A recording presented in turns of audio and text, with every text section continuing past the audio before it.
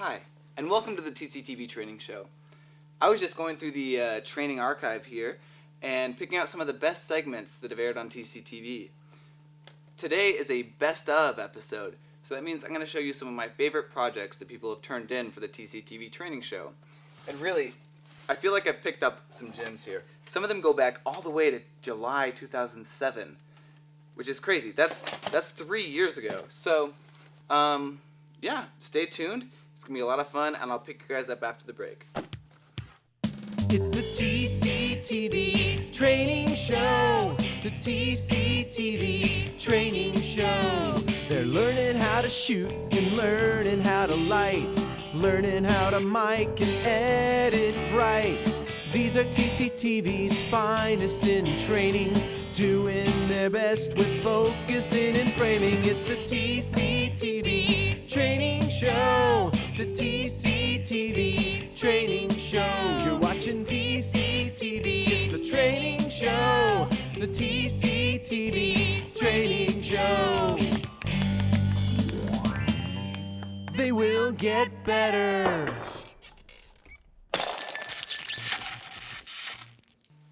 Hey, I'm glad you made it.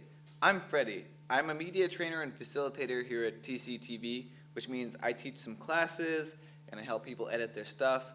And you're watching the TCTV Training Show. It's the only show where you get to see the first projects of TCTV's brand new producers.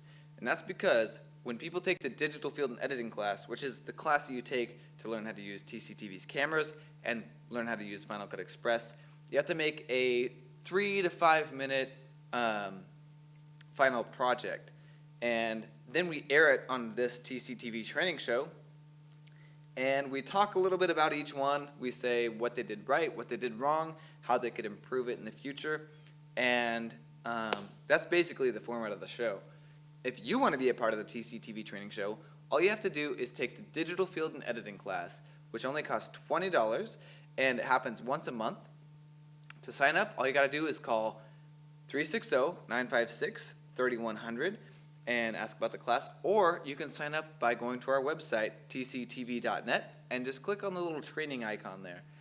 Today is a best of episode, so we're going to take a step back and look at some of the older projects, some of the ones that I really think make a really good TCTV training segment, and I'm going to tell you why I like them and why they're the best. So we'll learn a little bit about what makes a good segment, and when you take the TCTV training class, if you haven't already, you'll know what kind of show to make, basically. But before we get started, I want you all to take a little look over here at the big rock wall behind me. This is a flat painted by our very own Dan Bennett. He did it during Down Week, and he really did a fantastic job. It looks like a great rock wall. This is the kind of thing that if you wanted a rock wall behind you, before this, you would have to use green screen, and it'd probably look kind of weird and cheesy. But now we have a flat of our very own that you can just set up behind any show that you want to set up, and you've got a rock wall. It's set up in the big flat holder in the back of Studio A, where the peach flat and the Wickers things, we have a bunch of different little slatted things, lots of stuff that you can use to spruce up your studio shoots. And now we've got a rock wall. If you've taken the studio class, you can come in anytime, do a studio show, and use this big rock wall. So thank you, Dan, for that, and let's move on. But since some of these segments are a little bit old, I am going to have to get a VHS player first, so 1 second. Here we go. And I guess I need a TV too, so 1 second. Wow. All right, I think we're ready now. Cool. So we're going to get started here, and we're going to do this in chronological order from earliest original air date on. So we're going to start with a project by Sylvia Jackson, and it's about Camp Quixote, and it was originally aired July 2007. So let's go ahead and do this then. Camp Quixote right now is a delightful experiment because there's a real family feeling here, a real community, if you will. This is inside our common area in Camp Quixote, and we got the kitchen over here. Here's our kitchen, and right in there is all the food that was donated since we've been here, and the tents over there were donated. Right now they're finding what to do for the future camps. They're finding, for instance, that what to do about Santa cans and gray water and garbage and how to build their common areas and how to get along. I mean, this is a beautiful experiment. Awesome. On the day the sidewalk ordinances went into effect, what we did was we used the protests of those ordinances as a diversion. And we went in and we set up a tent city in the middle of downtown Olympia. We ended up with about 25 tents around this central structure in downtown Olympia. We managed to get 7 days, and then we negotiated with the Unitarian Church here, and they gave us this place to set up. And it was known by the city and by everybody else that we were coming here. And we figured we had that next day, after 7 days, to move. Instead, at 4:30 in the morning, in the rain, they surrounded us with police, rousted us from our tents, told us we had a half hour to get out, and that there would be coffee and cookies across the street. The idea was they did not want us to be able to make it here in good order. They figured by only giving us half an hour, we would have to leave our tents, leave our belongings, and just go back to the streets again. Camp Quixote, they make the decisions on their own. It's not from the top down. This is everybody deciding. I just was sitting in on a meeting in there in which the group makes most of the decisions for the place. Not all of them, because the church has some rules, but they run it in the most democratic fashion that I've ever seen an organization run. What we're looking for is a permanent location. We realized, being around each other really does help one another. We're looking to rebuild community. I don't think I've ever felt the love that I feel here. Thanks a lot, Sylvia. The reason that this was selected as a best of was for its amazing use of B-roll. Sylvia couldn't be there for all the events that were talked about during the whole program. For instance, when they were kicked out of their original camp in downtown Olympia, Sylvia wasn't there to shoot that, but she had pictures that other people had taken and used those as B-roll. She would cut to those while they were talking about it, and that was an amazing use of still images. And really, the whole thing had a whole lot of heart. It was an amazingly done piece. So yeah, that's why it's the best of. So our next one was aired originally in December 2008, and it's by Kathy Strauss. It's all about a barter fair. So let's check this one out. My first barter fair, it's kind of funny. I'm okay, when we go there, I'm like, I'm going to make money. I'm not going to trade off my stuff. I was like, I want to make some money.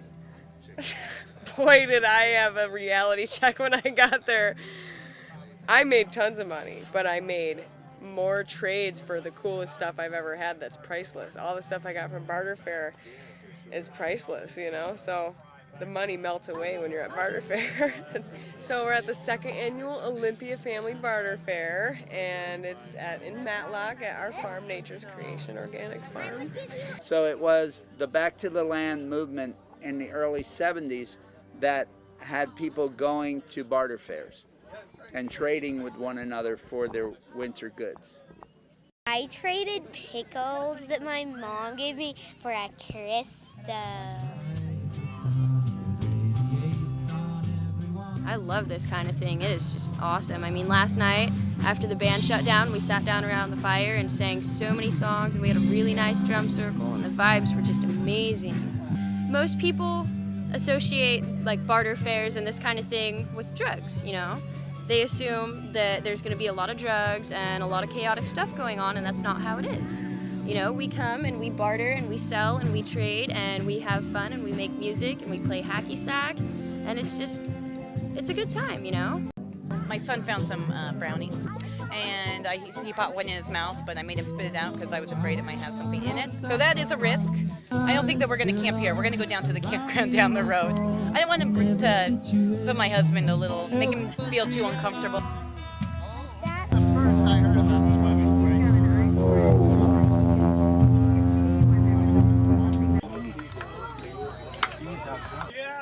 You get a lot different feel about, like, if you buy something with money, it makes you feel like the person that's selling you something doesn't really care that you're buying anything. They don't care. They just want money, and then it fills you up with this greedy feeling. But if you're like just trading stuff for stuff, it feels a lot different. I'm trading 2 walnut chocolate chip cookies for an awesome tie-dye sweatshirt. Tie-dye hoodie with the sunburst on the head, so no one's going to lose you in the dark. That's for darn sure right there. There's a lot of satisfaction in just knowing that there's people wearing my tie-dyes, and I think the tie-dyes make people happy. And as a matter of fact, I've got tie-dyed onesies because I think there's nothing happier than a tie-dyed baby. I come with the attitude of I want to trade to get my kids different gifts and gifts for other people. And what I bring, I want to trade, so usually it goes.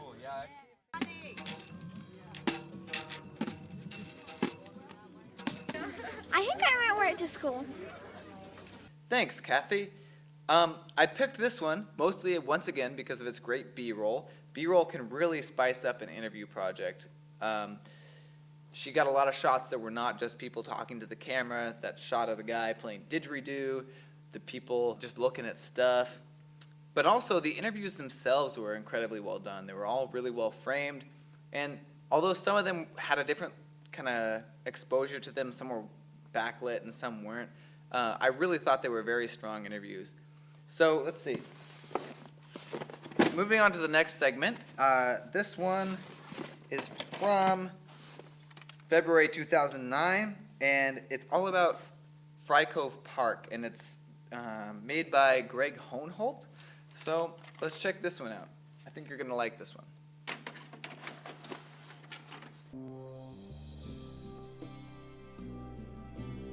Welcome to Fry Cove Park. It is considered a hidden treasure by many and is one of the least visited parks in Thurston County.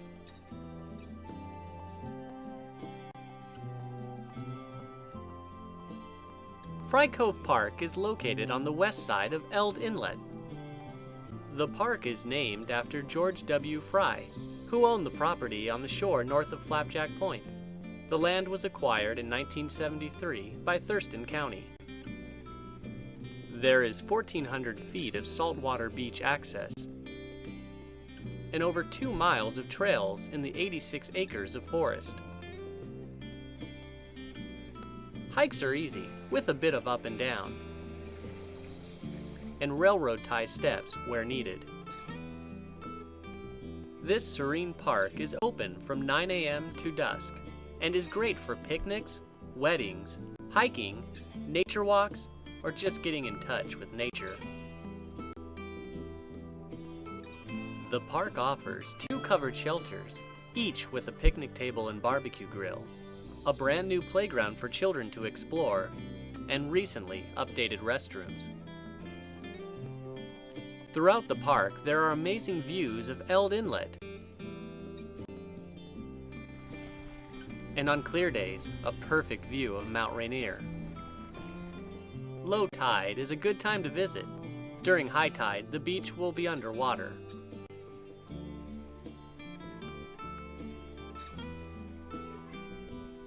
Fry Cove Park is perfect for year-round fun and definitely worth the drive.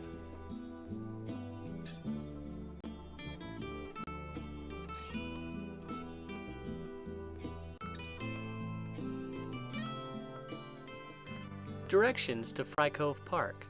Take Highway 101 toward Sheldon. Take the Steamboat Island exit and take Steamboat Island Road about 6 miles to Young Road Northwest. Turn right and follow Young Road for about 2 miles. Turn left onto 61st Avenue Northwest and follow the road into the park.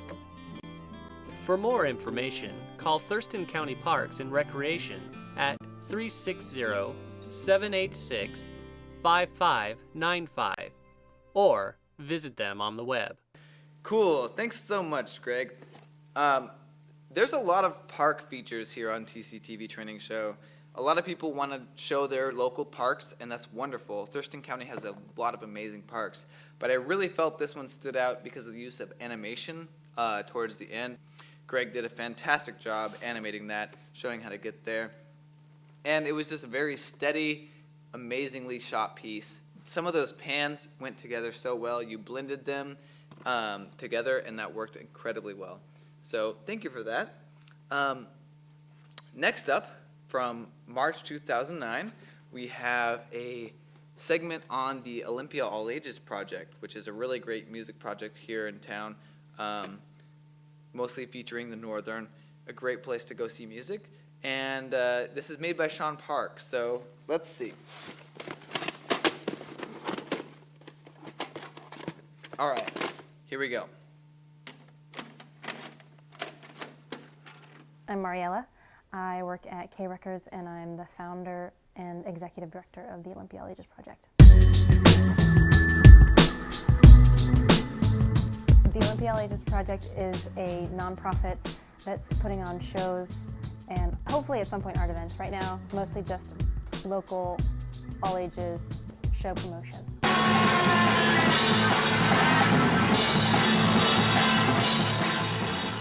So we're at a show at the Vera Project. We're seeing Mount Erie with Y and Julie Dorman. And so while we're there, we happen to bump into Kevin Erickson, who is the director of the Department of Safety in Anacortes. And Phil was playing a show the next day in Olympia, and we were talking about how Olympia doesn't have any good all-ages spaces. It's just, Olympia has this history of being this amazing music town, and over the last 20 years, there have been some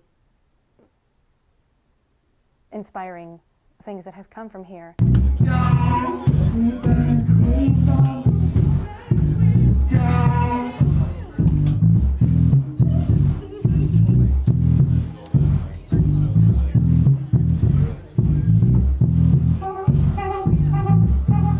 There's, of course, the Capitol Theater. They have the front stage and the backstage, and it's just the backstage has gotten really expensive to rent. And so, people aren't booking that anymore, and they're trying to have more films at the theater, which makes sense. I think one of the things that prevents people from having all-ages shows here is that, you have to rent a space here, and so that was sort of the goal of doing the Olympia All Ages Project, is to, make it so that it wasn't hard to do that. One of the very first shows I ever did on my own was Kimya Dawson, and because she's a K artist, we were able to put up a bunch of that money knowing that we'd get paid back, but the PA and the deposit and the rental fee was $700 or something like that. So it was so expensive to rent, and I realized that no kids are gonna have $700 to put on a show. I mean, even if it's their most favorite band, they don't have $700 sitting in the bank just crossing their fingers that they're going to make money back on the show. We also have a website. It's olympiallages.org, and you can check out our wish list just in case you happen to have some old gear lying around that you wanted to give to us. People can totally make donations. We are fiscally sponsored by another nonprofit, meaning that we use somebody else's 501(c) to get nonprofit status. We have monthly meetings the last Monday of every month at the Mix 96 boardroom, which is right near Cafe Vita.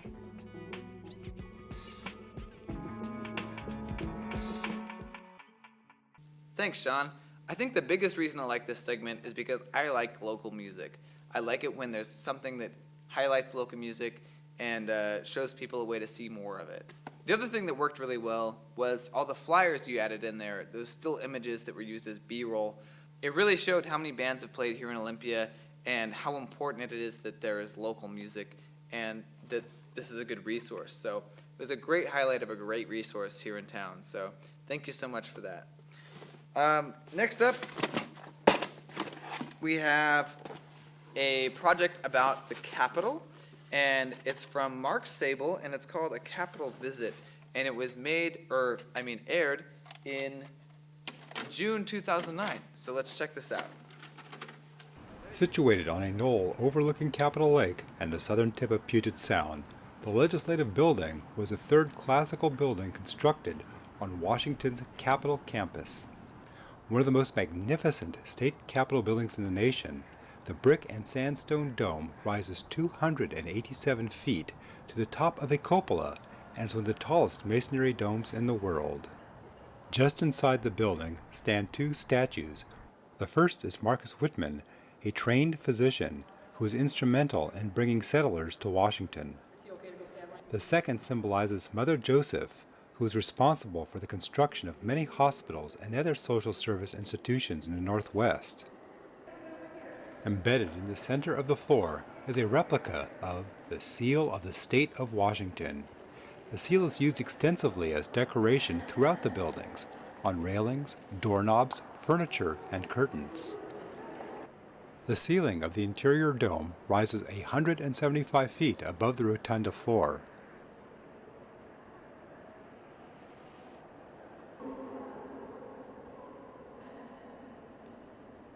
Hanging from a 101-foot chain is an ornate 5-ton bronze chandelier containing over 200 light bulbs, the largest ever created by the artists of Tiffany Studios, New York. The chandelier traveled west by train and was assembled and installed in the rotunda during the final stages of construction in 1928. You are welcome to visit the 4 executive offices located on the second floor of the building. The offices of the Governor, Secretary of State, Treasurer, Lieutenant Governor are open to the public on weekdays. Fresh violet marble from Italy lines the state reception room. The Tiffany chandeliers, heavy velvet draperies, and colorful carpet create an elaborate decor in this ceremonial room. The room is used for formal ceremonies, receptions, and meetings. The Lieutenant Governor, elected by the public every 4 years, presides over the state Senate. The 49 senators serve staggered 4-year terms. The 98 representatives are elected to 2-year terms. The membership selects a leader of the majority party to be Speaker of the House. You are invited to take your own tour.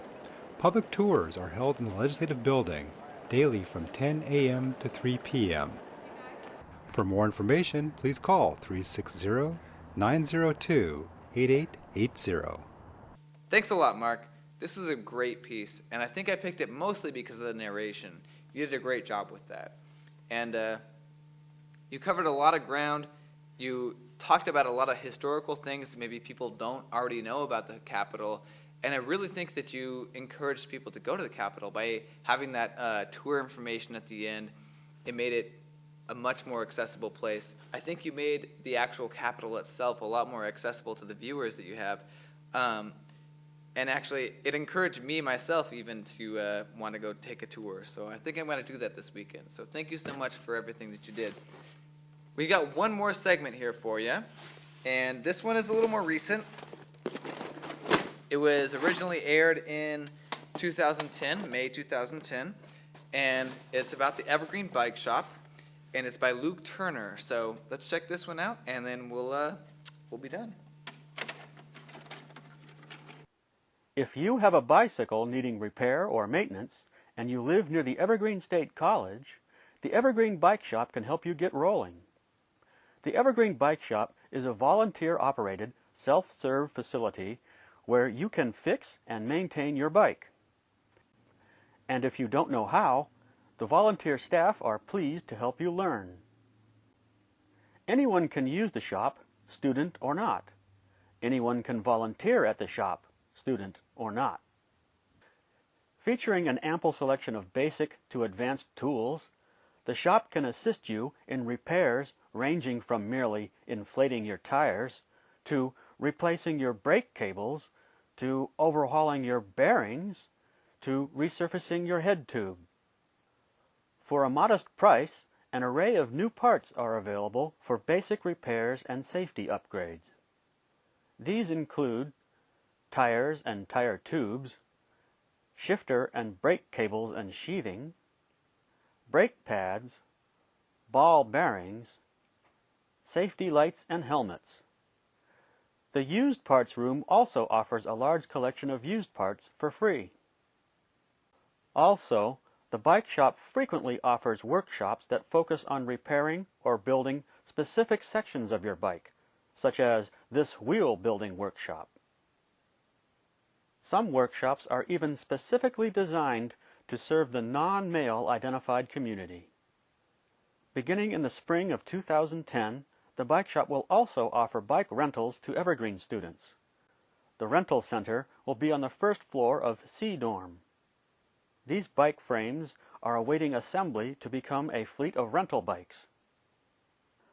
The bike shop is currently located in the basement of Evergreen's SEM 1 building. To find the shop, just ride the elevator down to floor 1 and turn 180 degrees to your left. Because the bike shop's hours of operation are determined by the availability of its volunteers, it's always a good idea to call ahead to check whether the shop will be open when you want to visit. The number is 867-6399. With a little help from the Evergreen Bike Shop, you can be on your way to a fun-filled season of happy and safer riding. Cool. Thank you so much, Luke. Once again, the reason that I picked this one was for the B-roll. Turns out, if you've got good B-roll, it's a good thing for the TCTV training show. So remember that. It also highlighted a great service here in Olympia, which, I mean, biking, what a good thing. Let's just bike all the time. All right, so that's it. We just watched all of my favorite, anyway, TCTV training segments on the TCTV training show. So if you want to watch more TCTV training show, you can check us out every Thursday at 8:30 and every Sunday at 3:30, or just go to the website, tctv.net, and click on training. You can stream our entire archive there. So check that out. So this is the very end of the best of episode. It's all over. If you want to give us a call at any time, just call 360-956-3100. If you've got any questions about the show or about how to join or anything like that, TCTV is here for you, your community station. And just remember, TCTV Training Show is the only place where you can see the very first projects of TCTV's brand new producers here on Channel 22. So check it out. Okay, so that's it. This is the part where we roll the ending credits. So I'll see you next time. I'm Freddie. Talk to you later. Bye-bye. It's the TCTV Training Show. The TCTV Training Show. They're learning how to shoot and learning how to light, learning how to mic and edit right. These are TCTV's finest in training, doing their best with focusing and framing. It's the TCTV Training Show. The TCTV Training Show. You're watching TCTV. It's the training show. The TCTV Training Show. They will get better.